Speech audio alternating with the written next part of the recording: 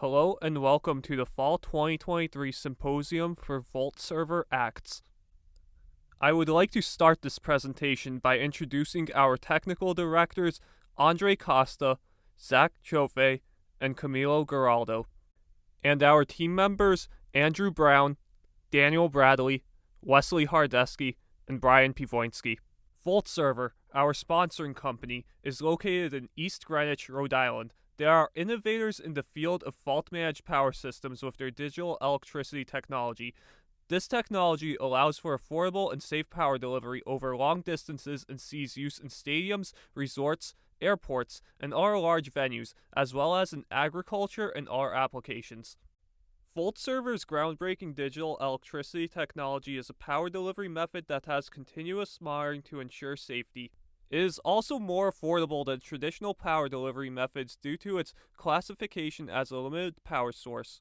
This classification means that it can use cheaper multi-conductor cabling without conduit and still comply to building code standards. The technology is also easy to install since it is able to be run alongside or together with fiber optic network cables. Digital electricity's active monitoring also allows for the user to audit energy use in real time. Right now, whenever a VoltServer needs to validate their digital electricity signal integrity throughout different cable lengths, an employee has to actually manually go up to their cable farm, disconnect and reconnect their cables to different lengths during testing, and this could be for lengths of 100, 200, 300, all the way up to 600 feet in total. And yes, as you can imagine, this manual cable swapping severely slows down their testing and requires constant human supervision. It also means that they can't run tests outside of normal work hours. Our system automates this tedious cable transitioning job. We are designing hardware and software that can automatically configure the correct cable lengths during testing without any user intervention. By letting VoltServer's test equipment run around the clock, we will help them validate DE cables faster. Our anticipated best outcome for this project is to deliver a fully functioning prototype of the Automatic Cable Transitioning System, or ACTS, by April 14, 2024. The ACTS device will interface with VoltServer's existing cable testing equipment to automatically switch between 100 through 600 foot cable lengths during certification testing without needing manual intervention. The final prototype will meet the functional requirements of integrating signals for controlling and monitoring the 100 through 600 foot cable lengths, using a LabJack controller to accurately control all of our hardware for our ACT system, and we want to finally minimally impact all of VoltServer's DE signal integrity tests that use this device. When initially approached with this problem, the natural solution is to think about using either MOSFETs or traditional relays, but as it turns out in high voltage applications with multiple channels that these solutions are expensive and they introduce large amounts of resistance. So we needed to find a solution which did not use either of these components. We propose using a PCB with traces on the internal layers which correspond to the proper connections for any one of the given cable lengths, and the connection to the system inputs are made via surface pads on the PCB. The pads are aligned using a stepper motor which rotates the PCB around its central axis, and when the contacts are aligned, we can use a system of linear actuators to press the two plates together and hold a firm connection throughout the duration of the test.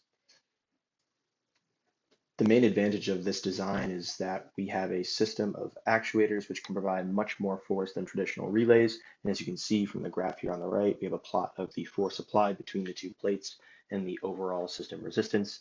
Typically, relays don't provide as much force as the design we have currently. So as we apply more force, we're able to reduce the amount of interference in the form of resistance seen by the system overall. This semester has been extremely productive for the sake of our project.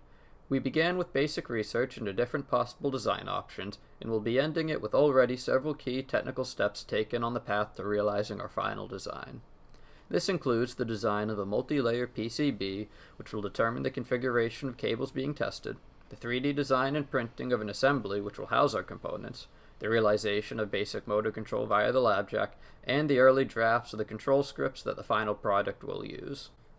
Despite these accomplishments, there still remain some of the most important milestones in the quest for our best anticipated outcomes. We must still assemble the initial prototype out of our ordered materials, as well as implementing the physical control system. On top of these physical steps still needed, we must also write the C# scripts that will implement the various communication protocols for our components. When all of that is done, we can begin the testing of what effect our device has on VoltServer's testing environment as well. Hi, my name is Dan Bradley. I am a computer engineering student here at URI, and I worked on the VoltServer project in regards to its control systems.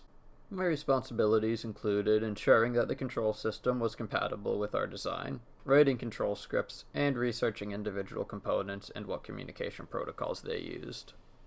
Over the course of this past semester, I have been able to make significant progress in the implementation of the control system. Once the basic design had been decided, this started off as research into possible components and verifying their compatibility not only with the mechanical system, but as well as with the labjack, which would act as its controller.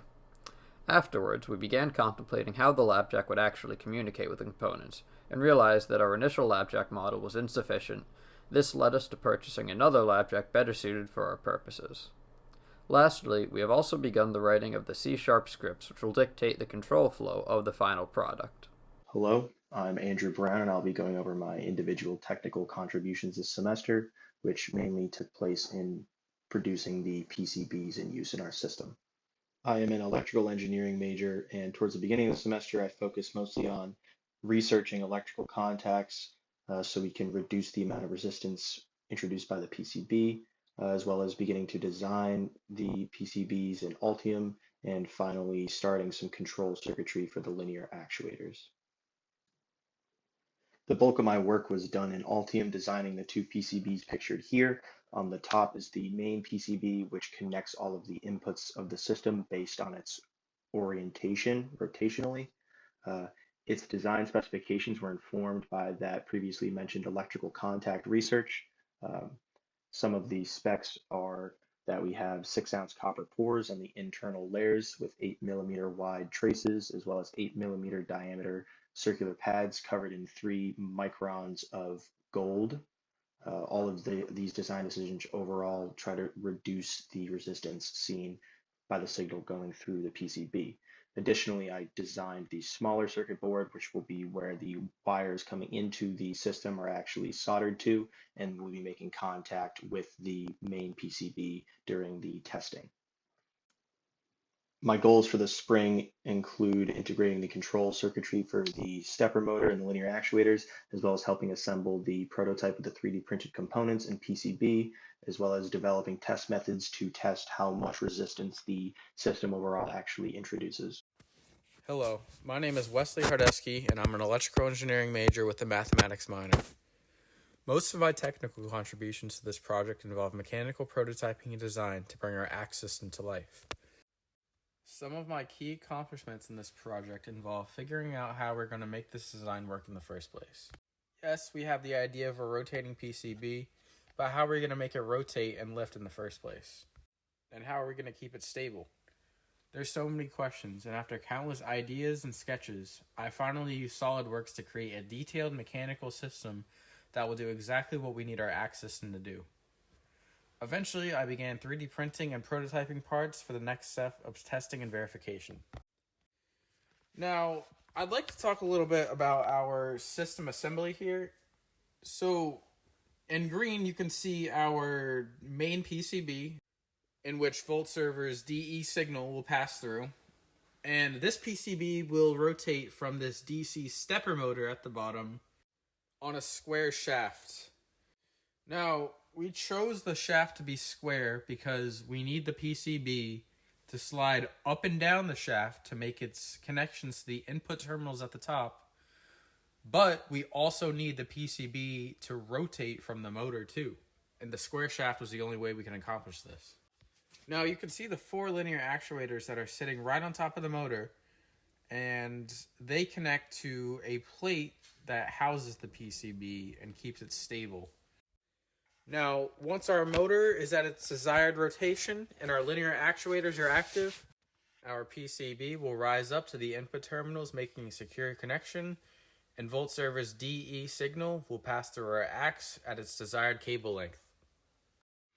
Now, VoltServer wants to take our ACT system and secure it to a server rack. Now, this brings us to the next challenge of taking our mechanical system with our rotating PCB, our lab jack, all of our control circuitry, and securing it inside of a server rack box. Now, I really do think a big part of this is neatness and organization. If maintenance ever needs to occur, or fixing, or whatever, everything needs to be all nice, neat, and organized inside of a box, so everything's easy to find and work on if need be. Some other technical goals that I have for the spring are to continue future development and testing for our mechanical system, and I'd like to assist in control system circuitry design for all of our hardware. Hello, my name is Brian Pivoinski, and I am an electrical engineering major. My primary focus for this semester has been figuring out how to rotate the large PCB involved in this project into position, which required research on electric motors and motor control. I would now like to go into detail about my key accomplishments for the semester. I researched motor types such as AC and DC servos, as well as brushed and brushless DC motors before selecting a stepper motor for moving the PCB due to its affordability and ease of use. I also researched methods of accurately controlling the position of the stepper motor, looking into methods such as gearboxes, before settling on microstepping as the solution. A stepper motor's rotation is divided into steps, which means certain angular positions are not naturally possible. Microstepping overcomes this by dividing the steps that a motor can take into smaller steps. My next contribution is the motor control circuit. I had to choose a motor driver that is capable of microstepping and can also be controlled by a lab jack. I chose a driver that uses the step direction interface to control the motor movement. This simply requires a signal that determines the direction that the motor will move and a pulse signal which will make the motor move one step per pulse. Finally, I also contributed to the project by designing small parts that we could not buy, such as a square shaft adapter for our rotary encoder and a small diameter motor shaft coupler. I would now like to go into some future goals. First, we need to assemble the full prototype. We have tested all of the parts bar yet to get the acts fully assembled. Next, I would like to optimize the speed of the motor. Microstepping allows for more possible positions but also slows the motor down. There are ways around this that I would like to try. Finally, we need to ensure that the acts is functioning as intended under various situations. I will participate in coming up with testing methods for this.